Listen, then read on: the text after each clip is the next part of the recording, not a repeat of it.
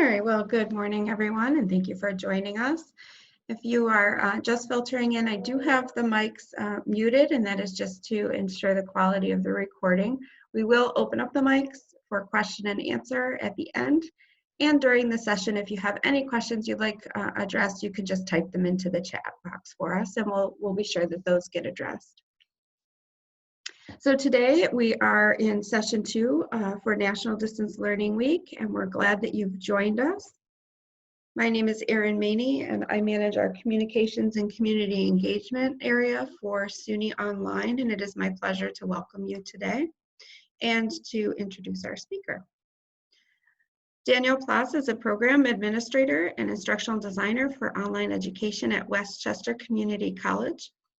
She has worked at the college since 2014, and she has 20 years of experience in higher education with 10 years in faculty development and online education at Pace University. Danielle is going to be sharing how they have prepared faculty for remote teaching. Thank you for joining us today, Danielle. I'm going to stop sharing so that you can go ahead with your slides. Thank you. Hi, everyone. I'm just going to pull up my slides real quick and get this started.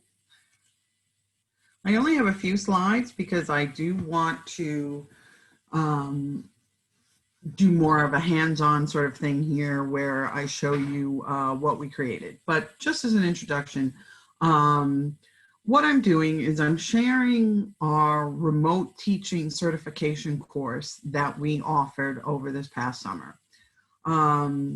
Here's my first slide. So like most of you and many colleges and university, this past spring, we had to sort of do an emergency transfer from in-person teaching to remote teaching. And, you know, when it's an emergency, things don't always go as planned, and it's sort of ad hoc. And, you know, there are a lot of issues both with faculty and students. So once the spring semester ended, we had to start thinking, how are we going to handle this for the fall? Because we knew we would not be back in the classroom in the fall. So what were we going to do? How are we going to provide training for our faculty for the fall semester? So, you know, there were things we had to think about. We had to think about, you know, what kind of training to provide. My tendency is to throw everything at the wall, you know, but that isn't always the, you know, the correct process. How do we train faculty with very limited technical skills? You know, we have several of those. I'm sure many schools are in similar circumstances.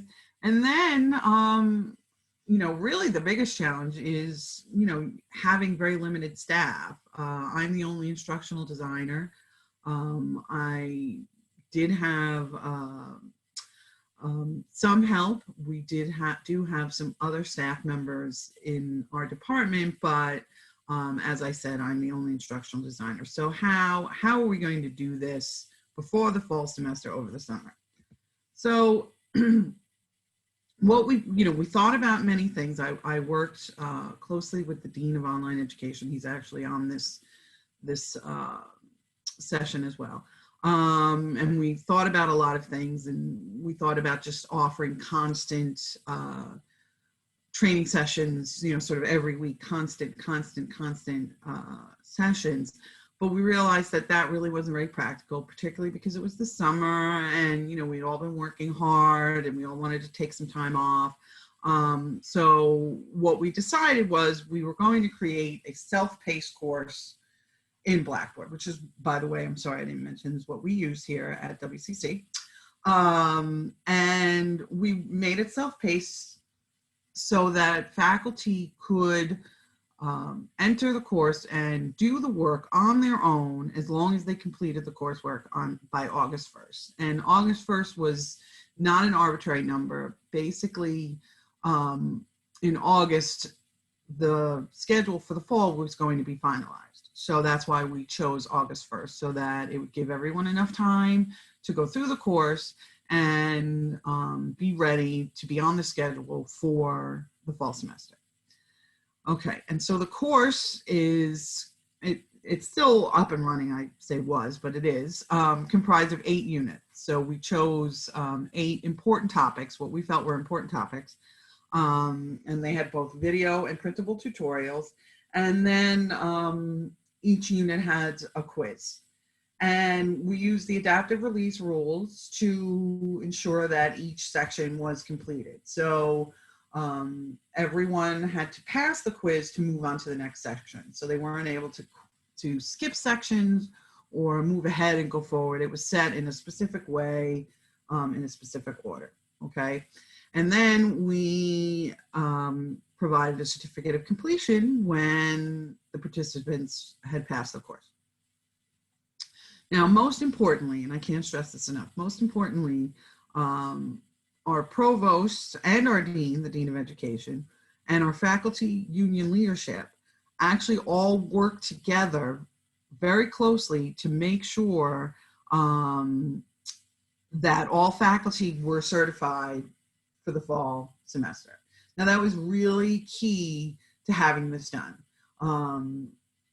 You know, a lot of people didn't really want to do it or didn't feel they had to do it, but all of these departments and all of these department heads working together made this very doable. So as you can see, they either had to pass the certification or they had to have distance learning certification. And what the difference in that is that I run every semester an online teaching certification. I'm sure some of you are familiar with this. We based it off of the Open SUNY, the Oscar rubric. So that's a more intense training. This is not as intense. This is really more of your Blackboard basics to get the faculty through remote teaching. But if they've gone through the online teaching certification, they would be waived from taking this course. Also, they could work directly with their chair, and their chair could provide them with a waiver as well if they chose to do so. Okay. So here was the process. So in June, it was time to sit back and develop and create the course. And we had a very limited time frame. We needed to have it done by July 4th. And again, you know, limited staff, it being summertime, people wanting to take time off. So we actually completed this course in 3 weeks. Just once we had down what we wanted to do, we were able to just do it, put it together, 3 weeks. Okay, so in July, the course begins. And what we did is we batch enrolled all faculty. So that's all faculty who had taught in the previous fall and spring. And then the questions came in. So July was really about sort of handling, you know, faculty and chairs and deans asking, you know, how do I access the course? How does the course work? Et cetera, et cetera. So that was July. July was a fun month. And then August is when everyone was supposed to have completed the course. And then what we did was we implemented a new course template. So when we created the courses for the fall, they were, the template was a little more detailed than it had been previously. And I'll show you that when we go into the course itself. And then we also supplemented the course with live workshops, just because, you know, some people, you know, it can be tough for them to learn on their own. And so we just sort of underscored what we had taught in the course with live sessions. And we just sort of did that in the last few weeks of August and the first few weeks in September. Okay, so what I'm going to do is I'm going to show you the course, get you into the nitty gritty of it. So I'm going to open it up here. Okay. So here it is. And what I'll show you first is when this is our Blackboard. And Danielle, I'm just going to interrupt you quick because we're still seeing your slides. You want to exit out of that? Thank you. Thank you for Sure. I always forget to do that. Hold on. Stop share and reshare. There we go. There you go. You should be seeing it now. Perfect. Thank you. There we go. Thank you. So here's our Blackboard page. And what we do is we have a faculty learning module over here. And this icon here we created so that it was actually a little bit bigger back in July. Right now, we're sort of emphasizing something else. But back in July, we're emphasizing the teaching certification. So this yellow icon here was quite big, so that as soon as a faculty member entered the course, entered Blackboard, that is, they would see it here and they could just click on it to enter the course. So they didn't have to look for it under their My Courses area. So I'm going to go ahead and click that. Okay. So here's the course. This is what it looks like. I want to go into student preview in a minute to show you how it looks like from a student perspective. But as you can see, here's our course menu here. Okay. And we'll go down to the middle here. Sorry, something walked in front of me. I got distracted, pardon me. Okay, so here we go. So here's what the faculty saw upon entering. So it sort of described what I just sort of described to you. You know, that the purpose of this is to prepare for the fall 2020 semester. The course is self-paced, there are no deadlines. You have to pass a quiz. Each unit should take about 10 to 15 minutes. Now, what we did was if someone wanted to take this all, if a faculty member wanted to take this all in one sitting, we designed it so that it would take 2 hours. Okay, so just so you know, in one sitting, it should take no more than 2 hours to take this course. We did find that people went back and forth. They sort of did one section a day. So here's the course layout, okay? So these were the topics that we chose. We chose 8 of them. And again, this was for me, the hardest part was sort of drilling down to the basics. Because again, I'm used to teaching the teaching online certification, and there's so much I like to talk about in there. So again, this was the challenge, is like, okay, what are the basics that people need to know? So we talked about our course template. We talked about the importance of communicating with students, how to upload and organize your materials, how to use Zoom, how to create assessments, how to provide feedback, how to monitor student activity, and of course the importance of accessibility, okay? So what I'm gonna do is I'm actually gonna enter this as student preview just so I can show you how this looks, okay? So let's go in. So again, we've read through this area here. I did have some frequently asked questions. These were sort of based on emails and inquiries I was getting. How do you sort of how to get technical support, just some basic FAQs.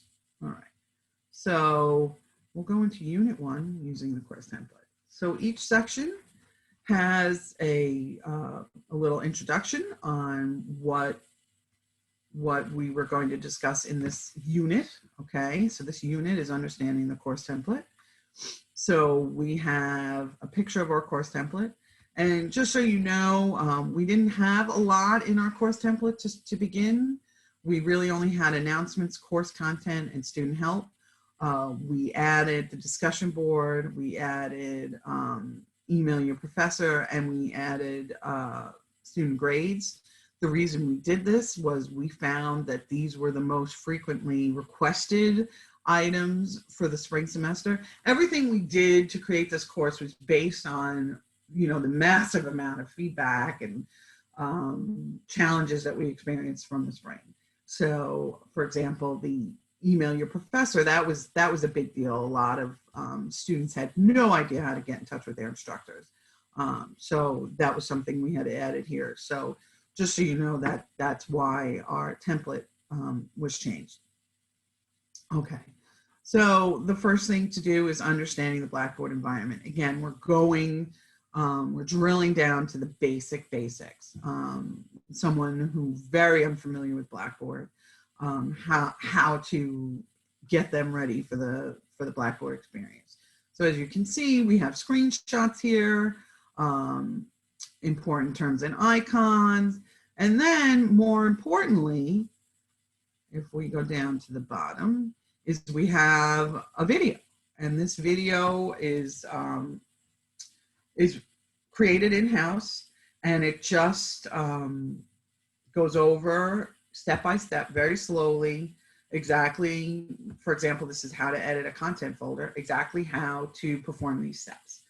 And I found that these were really important, that faculty maybe not catching what they needed to do on the first try, or maybe not understanding some of the written documents, that these videos they could stop and play at their own time. And then here we have the printable instructions, managing content, important terms and icons here. So they could print it, save it. If they wanted to physically have it with them, next to them, they could use this as well. And then at the end of the this section, here's the unit quiz. Okay, so we tried to stay no more than 5 questions per quiz. We really did. We weren't out to trick anybody.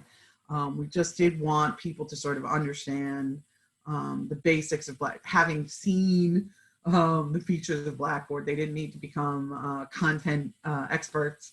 So the quizzes were short, and we said you needed a score of 80, and we did allow them unlimited attempts. So I'm going to go ahead and open the quiz so you can sort of see the questions that I asked.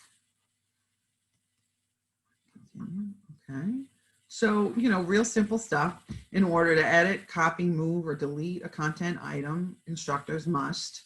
Okay, and so, you know, we gave quite a few answers. I always love the I don't know. And of course, the correct answer is click on the chevron. So that's the correct answer. And then here, again, very simple. Look at the image below, which is the control panel. It always surprises me, faculty not knowing the control panel, and thinking that students have access to the control panel, right? So that was something based on the spring. I know some students would reach out to me with instructions for faculty, saying that their faculty member provided them with those instructions, which I think it's funny. And then the course menu, of course, is number 1. I'm just filling this out quickly. And then I did a little icon match here, but I'm going to skip this and just hit save and submit, and that's fine. Okay. All of you know how a quiz is. I got an 80 out of 100. Good job. So now what should happen is I should be able to access Unit 2, okay? If I had not gotten an 80, I would not see this link here, okay? And what I'll do is I'll show you what I mean. So let's exit, continue. That's gonna clear all my scores. Let me go back in. So if I go to communicating with students, see, the content is not there. So that was for each unit. We did not want faculty skipping or moving around ahead of time. Oh, unit 5. Oh, I must have undone that. Oops, I hate it when that kind of thing happens when you're doing a live presentation. So anyway, so unit 5 for some reason does not have the adaptive release rule. So, okay, so let me come out of here and continue. Okay. All right. So then we also had an area where faculty could track their progress, and then of course their certificate of completion. So I'll show you that. I'm going to have to put in my grades for that because I just cleared them for you. So bear with me 1 second.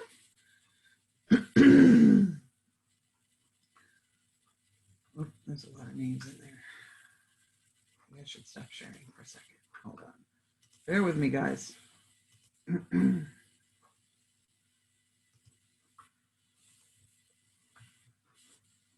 Just want you to see what the certificate looks like.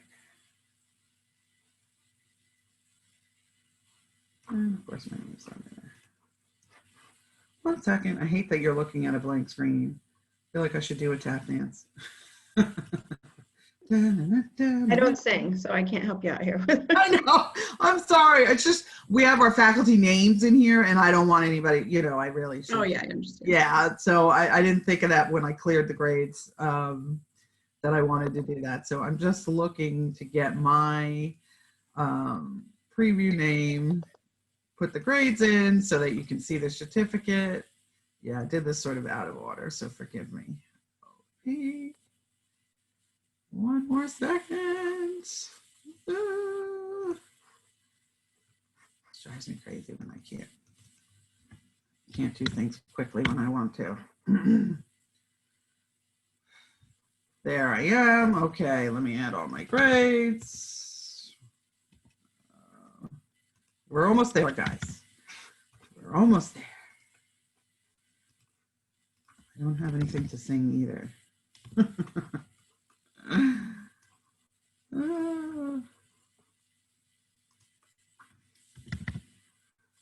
I'm actually a better presenter in person. I don't have any questions in the chat to share. Oh, nobody has questions. Yeah. I know, not yet, but folks can feel free to do that. They can post Yeah, in the chat. I'm almost done. I'm almost done, guys. I'm sorry. Like I said, it's a good time to share anything that maybe you do on your campus that you can relate. Yeah, that's true. I'm almost there. All right, I think I'm done. All right. Okay, I'm going to reshare now.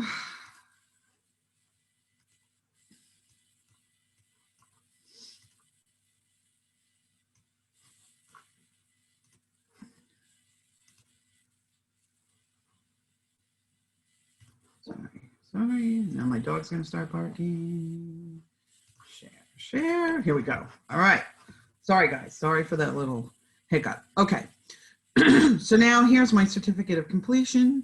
Okay. Now, if I hadn't completed all of the sections, this would not be here. You would not see this here. Again, this is adaptive release. So we really did try to be as specific as possible. So we showed the information on how to print the certificate, how to disable the pop-ups. I mean, again, these are all things based on feedback that we got, you know, faculty members email saying, oh, I don't see my certificate. How do I see my certificate? So this is going to pop up. I don't know if you're going to. So here's my certificate of completion, and then I can print it. That pop-up might not show. Okay, and then it shows the date. And then what we did was we asked faculty to send it to their chairs or deans as needed. But at the same time, we also provided lists of all the names of the faculty who had passed the course. Okay, so let me come out of here and I'll show you how we did that. So that was pretty simple. I mean, obviously we could go in, we could run a report, we could run a course report, we could look at the grade center, but if we wanted to just look really quickly on how many people had taken and passed, we could just go to the achievements tool here and it'll show me how many people have taken the course. So you see 492, okay? So that's not too bad, all right? That's not too bad at all. We were pretty happy with the results of that. So I'm gonna go back to my slide. Okay, and give you our results.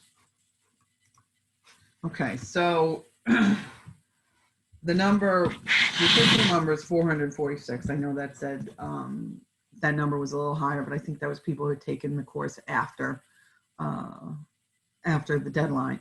So 446 faculty completed this course before the August 1st deadline, okay? 10 faculty received waivers from their chairs, so they were not required to take the course.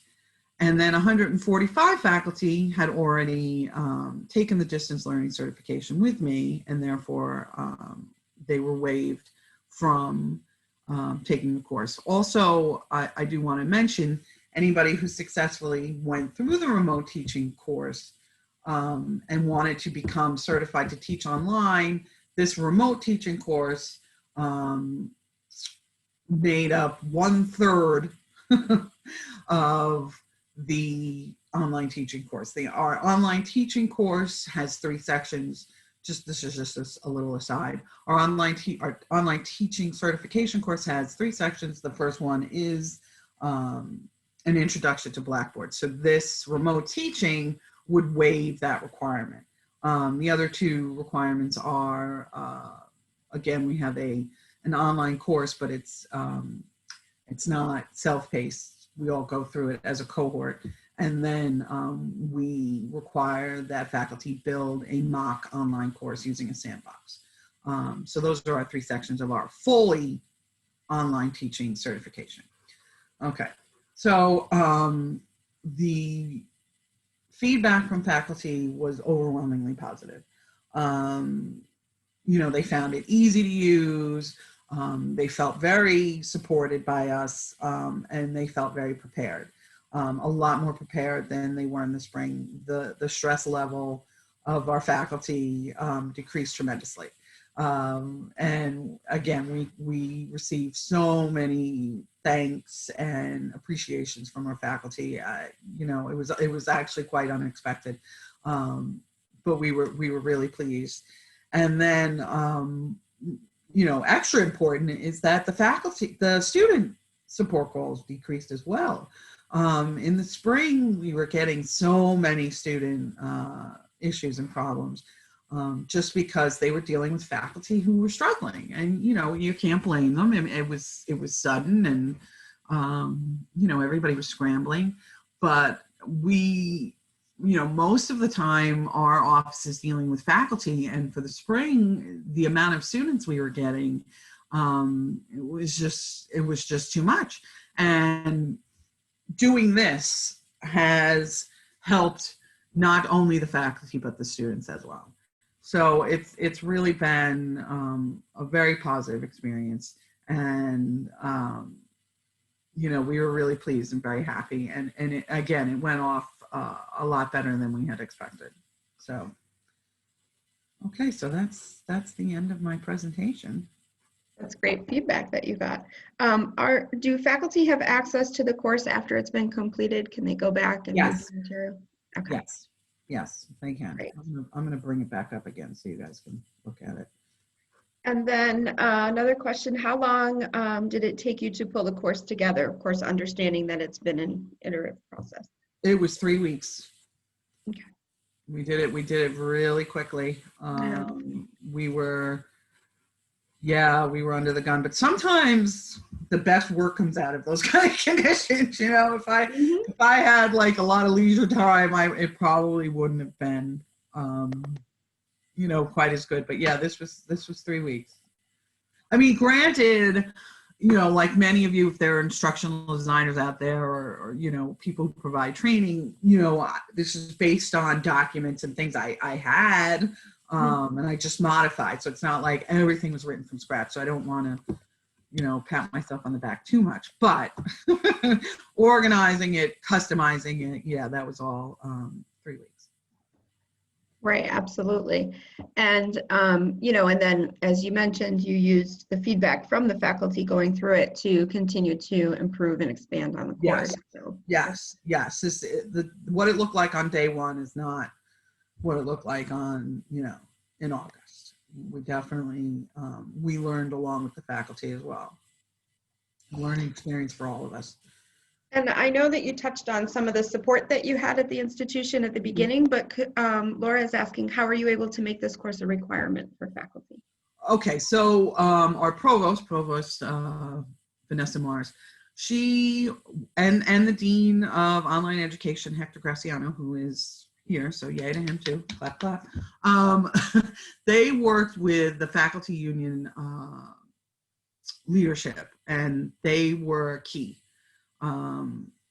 Because luckily the leadership understood the importance of, training faculty to use Blackboard.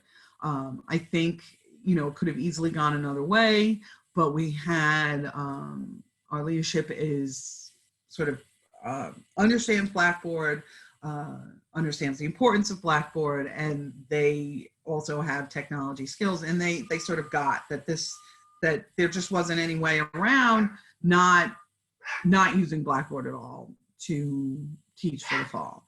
So having our faculty union leadership work with the provost, we were able to put that as part of, sorry, that's my dog, because of course there's a truck outside. All right. You know, all of them working together made it across, and with the deans and the chairs, we were able to make it a requirement. So they would not be put on the schedule for the fall. So, you know, faculty were looking to teach for the fall, and if they came in and they said, oh, I want to teach for the fall, the deans and the chairs were saying, no, you have to take this course. So it really was, you know, a school-wide effort. We wouldn't have been able to do it without that. Mm-hmm. Thank you.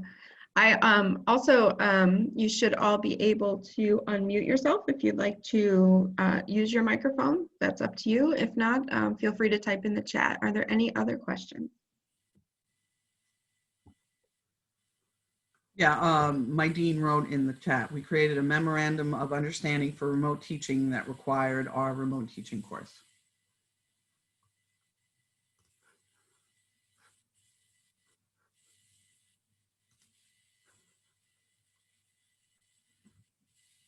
Well, I expected more questions. And it's interesting, you know, I think everybody had to do some sort of response, right? Emergency response Yeah. to prepare and support faculty through this transition. And so it's been interesting to hear those stories and see what everybody's doing. Yes. Yeah, Yeah, so we I feel the appreciate same way. this perspective. Yeah. Yeah, and now I have this, you know, going forward for, you know, I can take it apart, I can take pieces of it, you know, I can use it in all of my training. I mean, you know, it's not one and done. It's, you know, I'll be using this, you know, for my career. I have a quick question. Sure. My name is Dawn Hanley. I'm from Suffolk County Community College. Hi. I actually had to leave the Zoom session because I had a student on Blackboard Collaborate that I talked to. And I came back in and I actually missed when you actually showed a unit. Is there any way I could just look at one of your units? Like how they go, the 10-minute units? Yeah, I mean, we could show it. I could show it right now. Oh, great. Okay. Well, let's pick another one. Are you seeing my screen or Aaron's? I'm sorry. I just stopped, so go ahead and share your screen.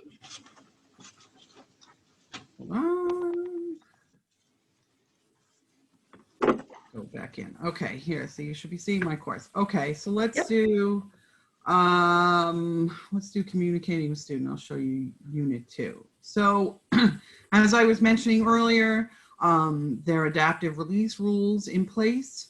So unless you pass the previous quiz, you would not see this link here. Okay. Okay. So then we'll click on this link. So here's communicating with students. Okay. So sort of just goes over what we're going to talk about in this unit. It shows which tools in the template. This is our course menu in our template. Which tools we will be talking about in this unit. So the announcements, the discussion board, the email your professor, and then sort of a little why use announcements. Some faculty were not using announcements. They're strictly using emails. So we sort of went over the advantages of that. Here's the step-by-step screenshot of how to create an announcement. Same thing with using email, how to find the email tool. Okay. But, and then the discussion board. Okay, so there's a lot going on here. But then down here, we also had printable instructions. Okay, because some people, again, need to print things out, have it next to them, draw notes on it. So we had printable PDFs for each of the items that we discussed in this unit. And then here are the videos, how to create announcements, how to send email, how to use the discussion board. And then at the end, you take your quiz. So we'll open that up. Again. So here's our quiz, right? An announcement created in Blackboard, right? True. And again, we didn't want to overwhelm people with a lot of questions, so there's generally 4 to 5 questions. We made them 20 points each. 80 was a passing score. Okay. True. You know, and we sort of, there were things that we specifically wanted people to understand. Right. You know, like that the discussion board is not a place for private conversations. So those were, you know, we put a lot of thought into the quizzes. Okay. You know, again, with the email, right? That's a question that we get a lot. When I send an email from Blackboard, do I have a record of that? No, you don't really, unless you send it to yourself. Right. So these were all like important questions that we wanted to have. No, it's great. Thank you. Thank you. Yeah. I have a couple of quick questions. Sure.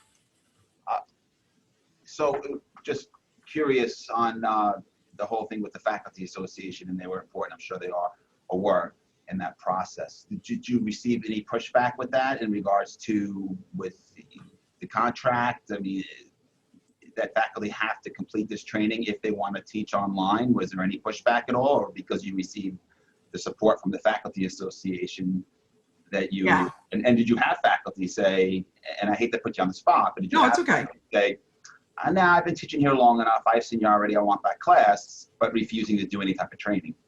Well, again, that was, you know, it's the faculty union. So it was, you know, they required it.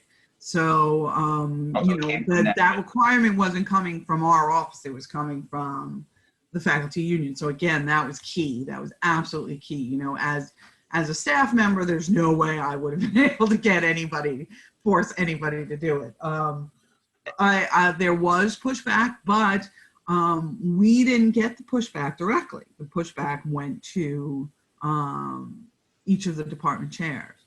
And so, you know, again, we needed their cooperation, and they, you know, they were in full support of us. So I don't know if Dean Graciano, if you wanted to maybe make a comment. That answered my question. I don't want to put you in that spot. I think the chair would probably be 100. Yeah, no, I mean, I expected that question, absolutely. And then the other question is, what is your position, like within Westchester? Was it your distance education? Are you in the distance education department? Who created this? Because this is fantastic. So I would love to see. Yeah, this is online education. Yeah, that's yeah, we're online education. What do you think the how many hours? Was this something that you worked with Blackboard and they helped a lot, provide you with some of these resources, or was this something that you had to create or your department had to create from scratch? How hard is it to put something? Well, it's my work over the last 10 years or so. So, you know, these are things that, like, some of it was from scratch, like for example, Zoom. You know, that's something that we only started using this year. So that something like that was from scratch. But I've been doing, you know, instructional design work for a while. So, you know, again, it was just me modifying and adjusting my own documentation that I built up over the years. So it was half and half, I'd say. Half was total scratch, and then the rest was just, you know, using my repository. Gotcha. Yeah. Thank you so much. No problem. And there are certainly, you know, tutorial videos for Blackboard, for Zoom, Yes. for whatever tools you're using that you don't have to create your own. Although creating your own or sort of mashing the two together at least gives you the ability to personalize it for your own templates. Yes. And your own exactly. interface. Yeah. Yeah. Because sometimes, you know, Blackboard doesn't look the same at all, look the same as, you know, what your own shells might look like. I missed some of it. Was there anything in there regards to like virtual office hours? No, we did. Like, I think we may briefly touch on it with Zoom. Again, we were pretty new to Zoom. Yeah, so online class meetings, live lectures. Let's see. Did we touch on that? We did more than in August. Yes, I was going to say, like, we were doing just some basic in our live sessions? Yeah, we did basic stuff back in July, and then as I mentioned, we supplemented this with live sessions, and that's when we really started talking about online office hours, because we were just getting so much feedback and questions about that. So, And they're using Zoom more than Collaborate with the office hours. yes, yeah, we're using Zoom. Thank you. No problem.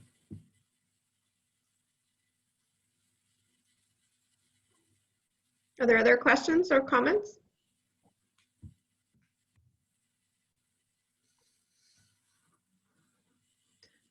Yeah, I think this is just a terrific resource and gives folks some things to think about and how they might respond and be able to support their own faculty as well. So that's great. Yep. All right, well, I'm going to switch over to our closing. And I certainly appreciate both Danielle and Hector and your input and sharing your resource with us. We were thrilled to host you and be able to share that with our community.